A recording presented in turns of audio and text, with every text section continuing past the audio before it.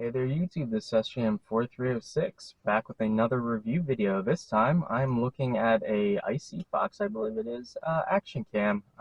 Let's just see what the quality looks like, how it sounds. I have no idea, this is my first time actually using it. But yeah, let's get on with the review.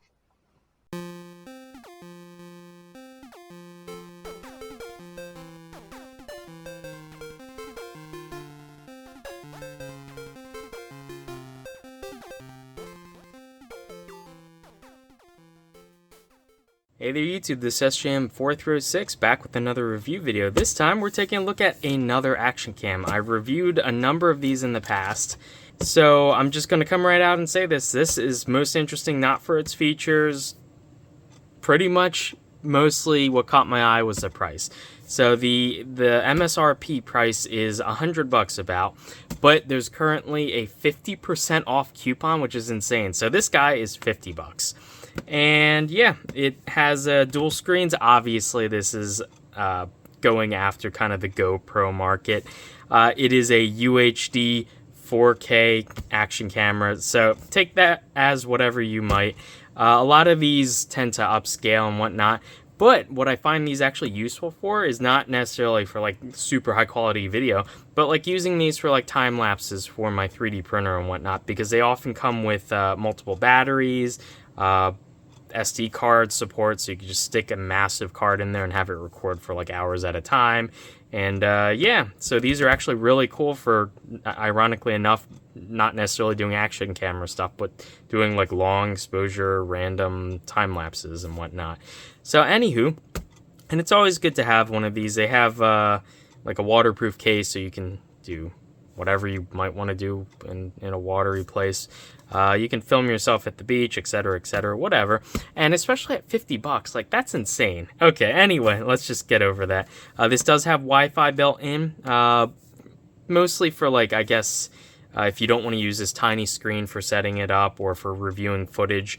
They will oftentimes let you stream video from this to your smartphone or tablet, as well as download video, but the Wi-Fi isn't super fast. On every one that I've seen before, it's way quicker just to pop out the SD card and pop the SD card into your computer and directly transfer the data. Anyway, it says 40 meters waterproof, dual color, LCD, etc. The brand, by the way, is IceFox, and they did send this to me free of charge for review, just to let you guys know. And yeah, we got people, motorbiking, skiing, surfing, ATVing, another motorbike. Yeah, things that I'll probably never do because I am not really active. Well, at least not in this sense. Anywho, we got like German on the back, huh? Okay. Yeah, no other extra information. Doesn't even give me specifically a model number. Oh, here we go. Here's English. It says everything at the front said built-in electronic image stabilizer. Electronic image stabilizer. Basically, it's EIS, so there's no optical stabilization. It basically subsamples the image. So if you have like an image sensor, assuming it's 4K, you can do 1080p image stabilization, where it just moves the frame around in order to always center like an object of interest. So it's better than nothing, but not as good as optical image stabilization in general. It says native 4K Ultra HD recording, 3840 by 2160. I'm absolutely sure that it will be that, but whether that's the optical resolution or whether it's upscaling is anyone's guess. And when I say guess, you'll be able to tell pretty easily once we take a look at the footage, whether it's like clear or not. Anywho, honestly, if this is only 1080p for $50, I'm still happy enough for that. It's actually quite a thick manual. It has multiple languages, so let's just see until we hit a language I do not understand. There we go. So it is like 22 pages, like very nicely. Oh, they come with like all these mounts, which I love because they're like really super useful, if I'm being honest. Yeah, has like a wireless bracelet remote. That's pretty cool. Looks pretty decently well documented. Okay, the lens is 170 degrees wide angle. It's a fisheye lens, and not that much interesting. It says 3 hours to charge, 5 volts, 1 amp. It says it'll take up to a 128 gig micro SD card. I've thrown like 512 gig cards in these with no problems, so I have no doubt they probably only tested it up to 128, but I'd be really surprised if this couldn't take like a 512 or a 1 terabyte. Nowadays that's not really an issue. In the earlier days of SD cards, that was an issue with devices not supporting at the firmware level, but now everything just runs some form of Linux, so it's fine usually. It does have a micro HDMI out, that's cool. Charges via Type-C, yes, thank you. I'm happier when all my devices use the same cord to charge and I can just carry one cord around. And the battery is 1350 milliamp hours, so that's decently sizable. We have our accessories, which are all packed in this entire half. The accessories constitute more than half of the box, which I love. The accessories make these kind of cameras. So we have like a straight connector that rotates it kind of 90 degrees to the base. We have a belt clip mount.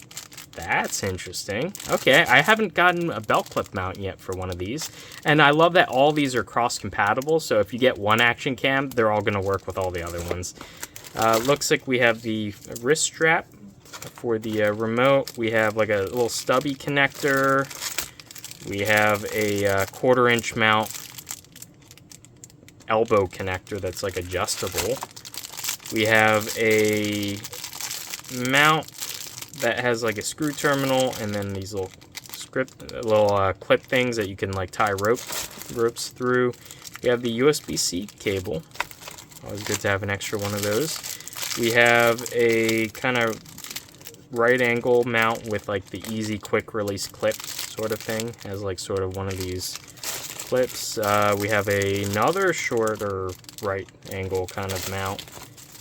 We have the accessories, which includes like a steel wire thing, a lot of zip ties. Well, when I say a lot, 4 zip ties, some foam, extra foam pads for sticking it down to other things, double-sided foam, and a lens cleaner cloth. On top of that, we have the, it has one of these like mounts that you can rotate it. It has the 1/4 inch mount on the top and the bottom, so it doesn't matter. You can have it upside down, not upside down. And looks like there's a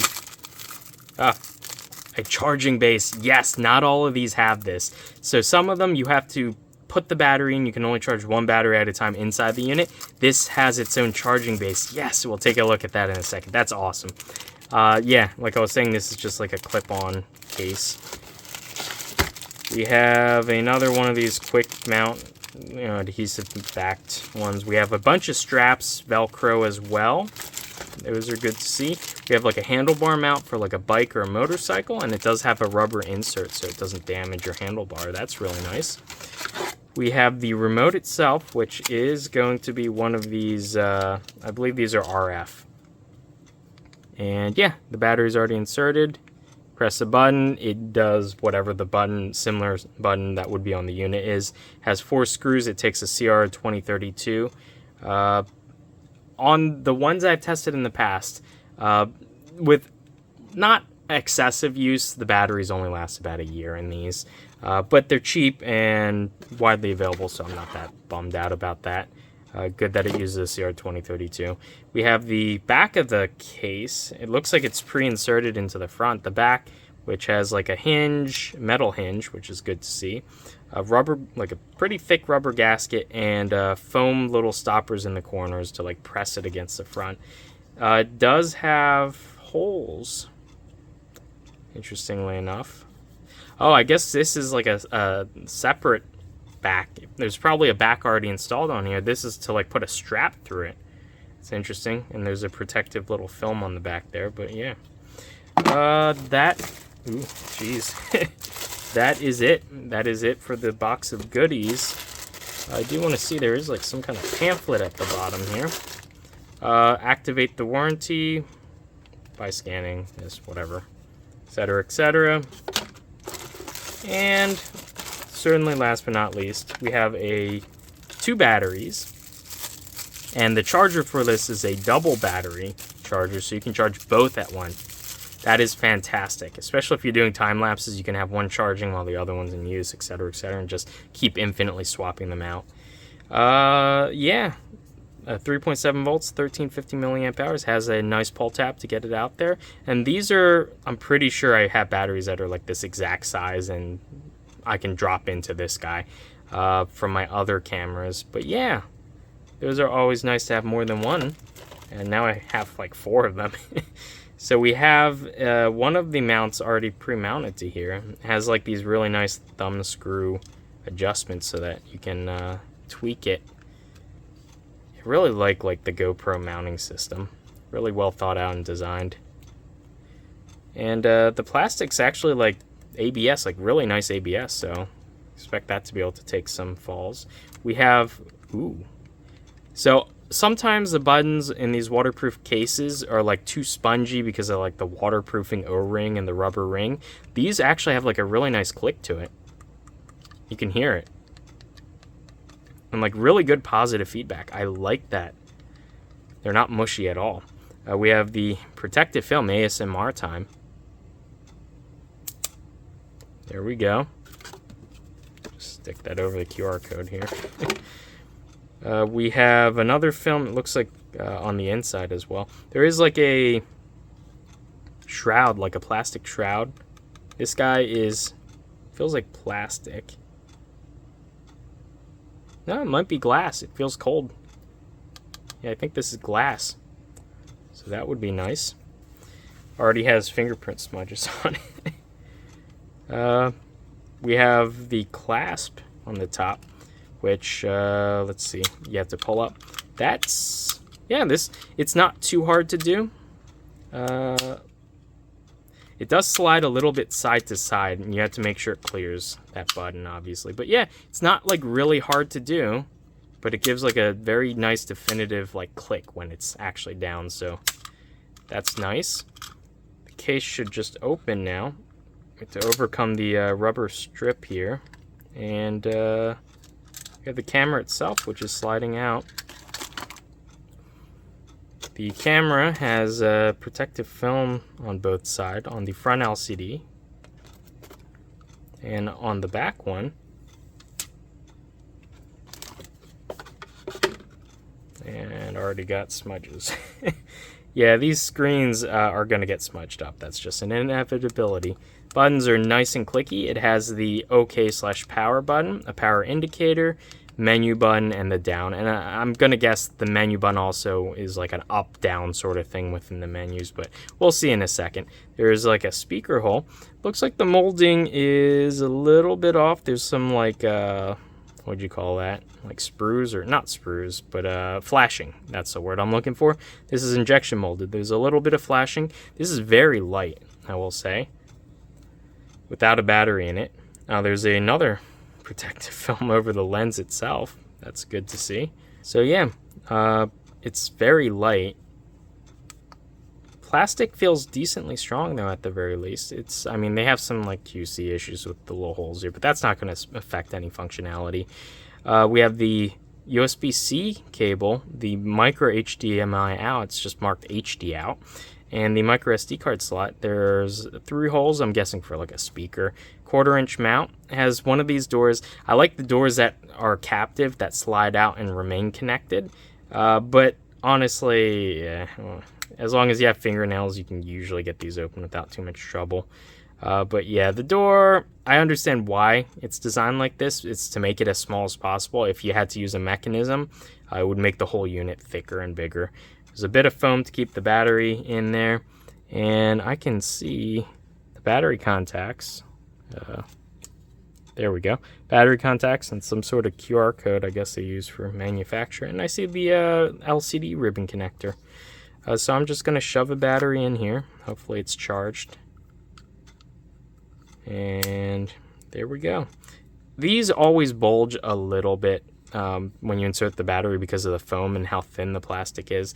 It's doesn't instill like a lot of confidence, but it's probably fine for the most part. Yeah, so we have the little tiny screen on the front here and the labeling, and there's some sort of following the curve of the camera. There's a little bit of indentation there for the logo. Anyway, let's just fire this on. See, an LED came on, 2 LEDs, a blue bottom one, and I'm gonna guess while you record the top one is red. And oh yeah, you can definitely see it's just tutorial for a camera. Yes, okay, I get it. Yes, I know how to use cameras. You do want to use like a kind of decent SD card, not a super slow one if you're recording in the higher quality modes, because there's a bandwidth limit and whatnot. So they're saying what to use. There's an app. You can scan it to download the app. Enjoy. Yeah, you can definitely see there is a bit of a fisheye effect around the corners. But it's not horrible. Oh yeah, you can kind of see when you raise the camera. I can see it. That pegboard is straight, obviously. It's like right in front of me. But on the screen, you can definitely see it like bows. Anywho, so yeah, like they said, we have settings. So 4K 30 it's set to right now. Let's just see what the settings are.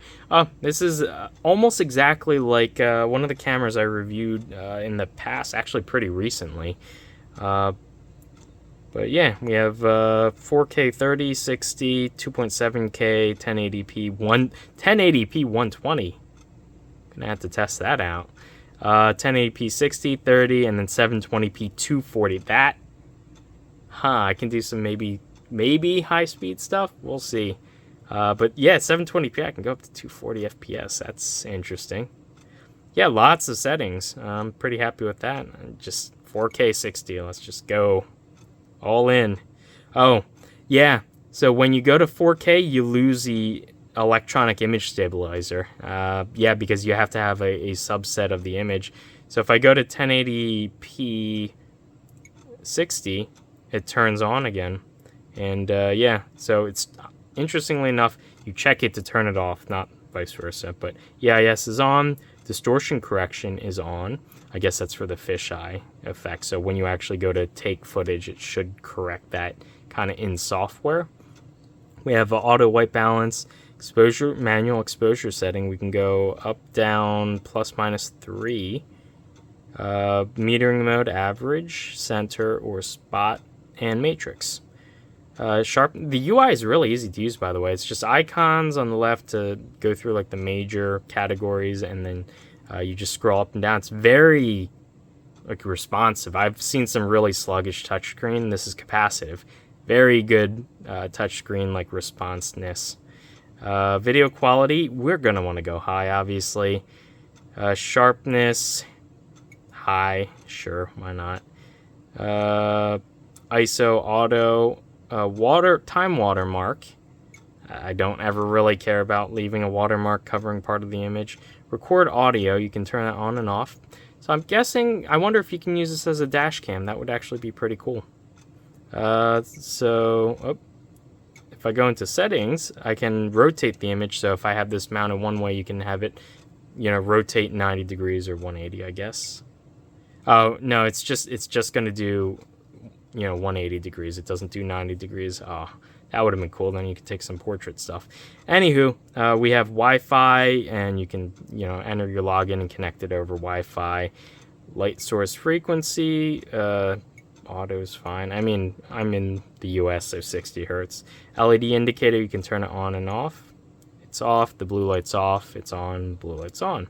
Auto screensaver, 30 seconds. Microphone built in. What? You can use an external mic? What? How?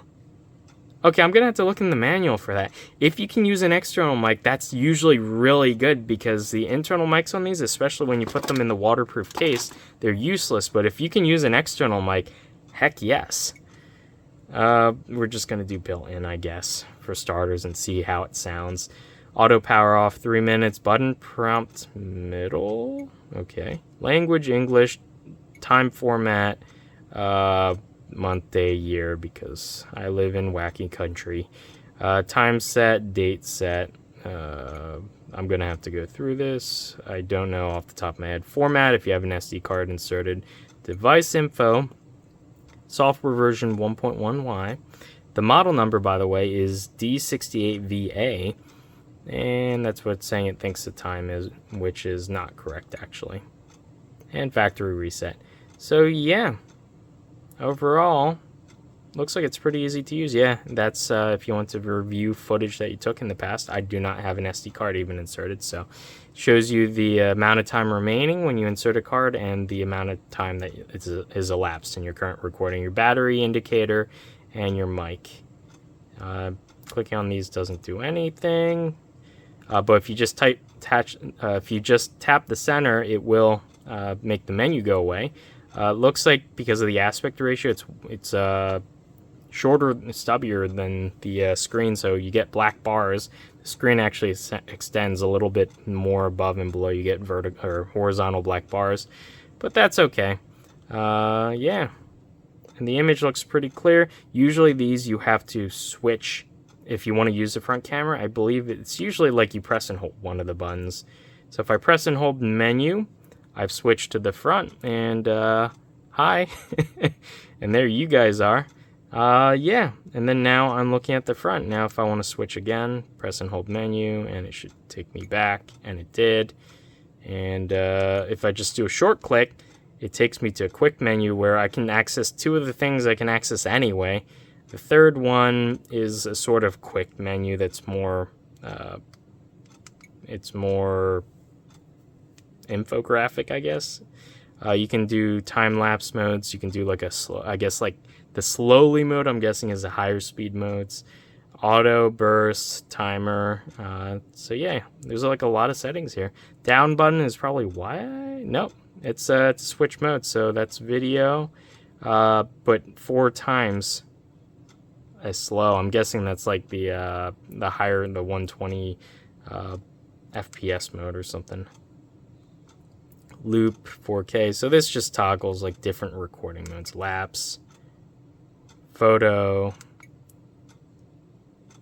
and auto. Let's see what else. Burst, timer, and video. We're back to the top. The power button will obviously start recording. So what I'm gonna do, I'm just gonna shut this off right now. It turns off pretty quick. Let's actually see how fast it turns on. Get their nice little logo there.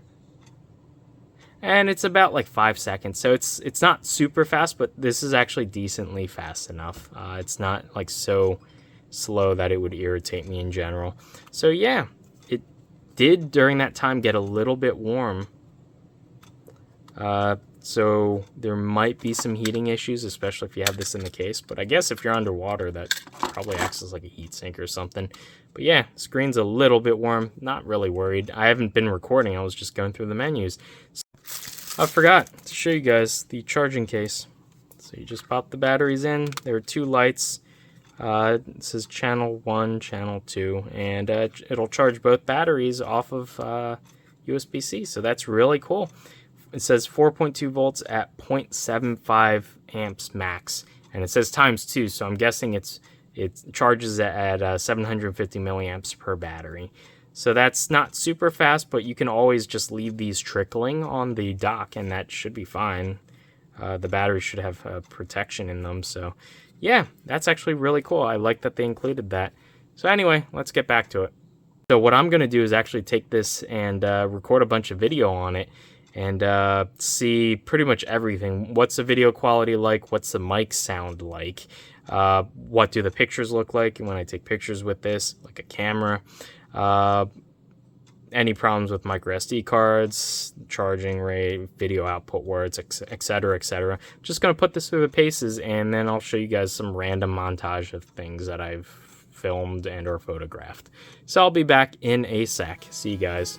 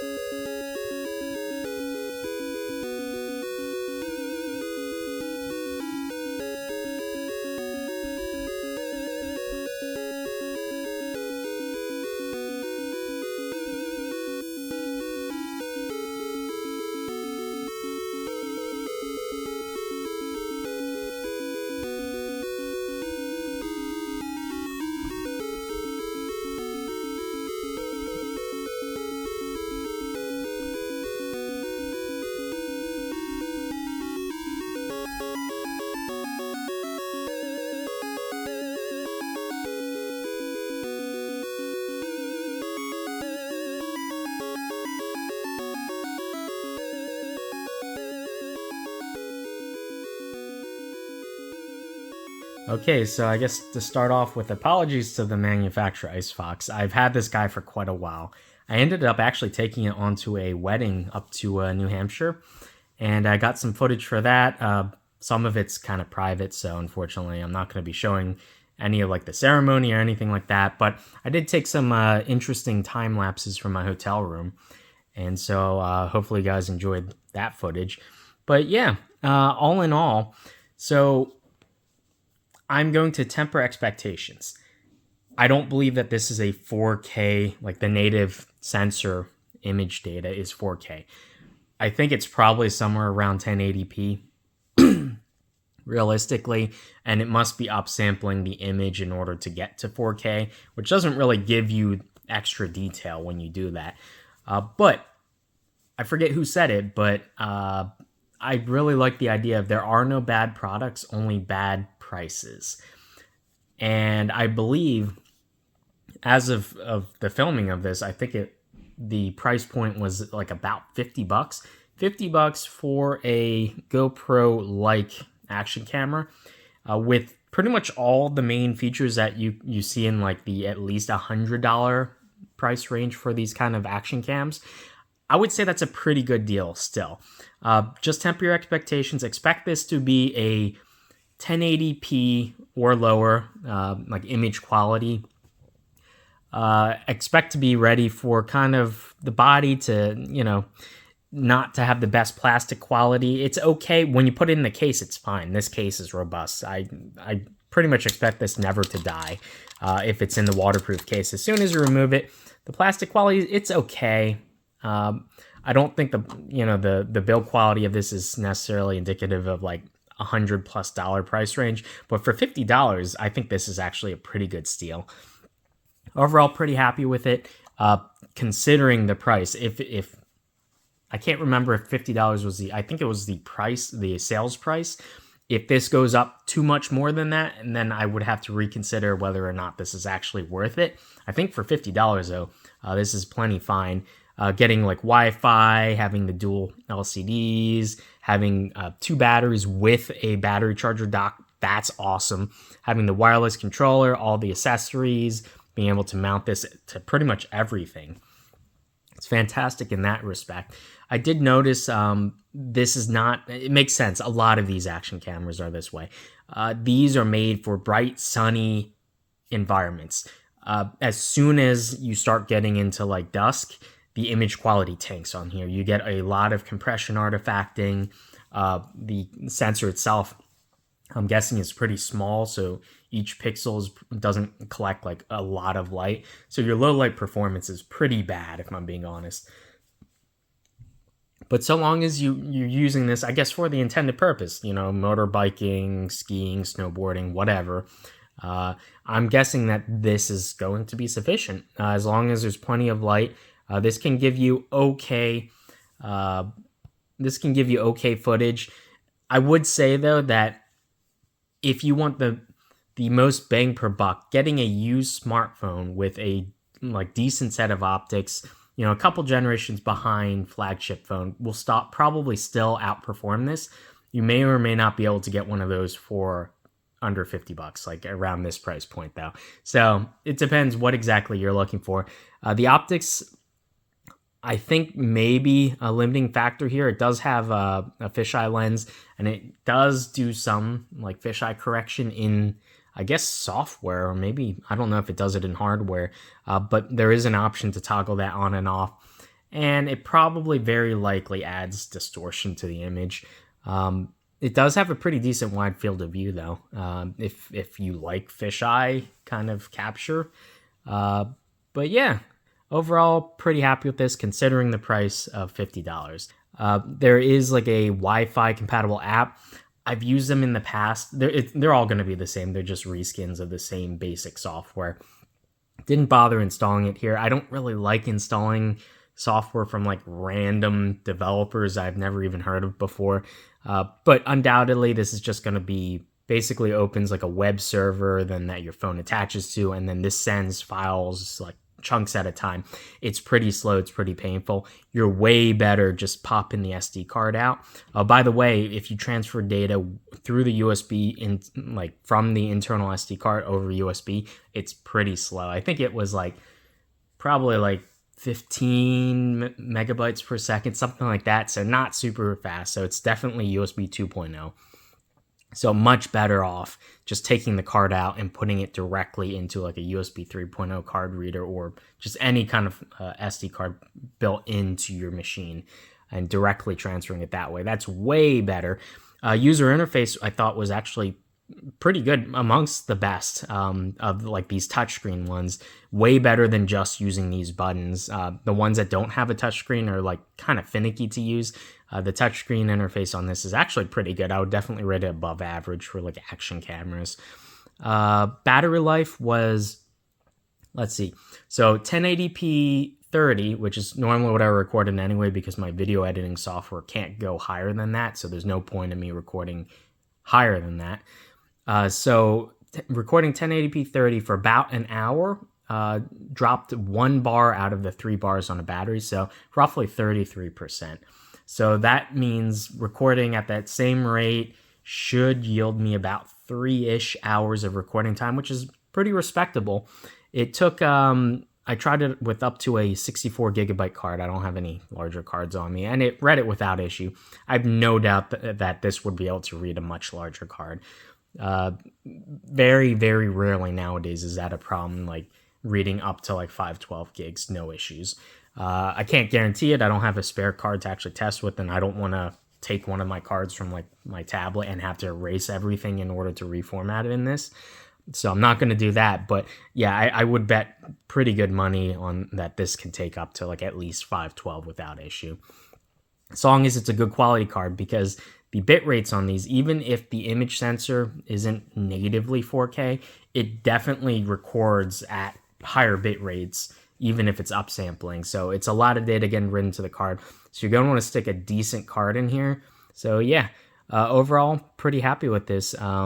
I think I'm actually going to set this up to take time lapses of my 3D printer as it's printing. Make a 1/4 inch mount to the bed of my Ender 3, so then it'll basically it'll keep this in the same reference frame of the bed, because it's a bed slinger. So I think that'll be pretty cool. The battery lasts decently long on this. I can get through most of a print, and if not, you can plug it in and you can record video while powered off of just USB. So I can always plug this into a large battery bank and run this almost indefinitely. And the fact that it comes with 2 batteries, and they're pretty easy to swap, they last 3 hours each, that's actually a pretty good value in my book. And you can always just have one charging while the other one's in use. That's fantastic. I love that.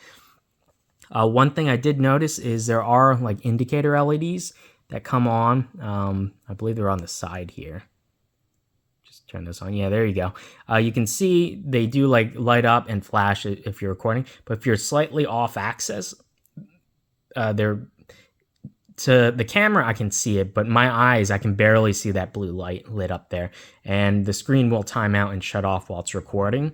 And so that's the only way to know that it's recording. And it's they really need a light pipe or something, because if you're viewing it off axis, you can barely see that light. Especially, I use this sort of equivalent to a dash camera in my car, and it was hard for me to know if it was recording or not. I had to, when I stopped at a red light, I had to actually click the button to make sure that the recording symbol was up there in the corner. So anyway, once again, huge thanks to IceFox for sending this action camera in for review. If you are interested, there will be links down below. And hopefully you guys enjoyed this video, and I'll see you in the next one. Bye.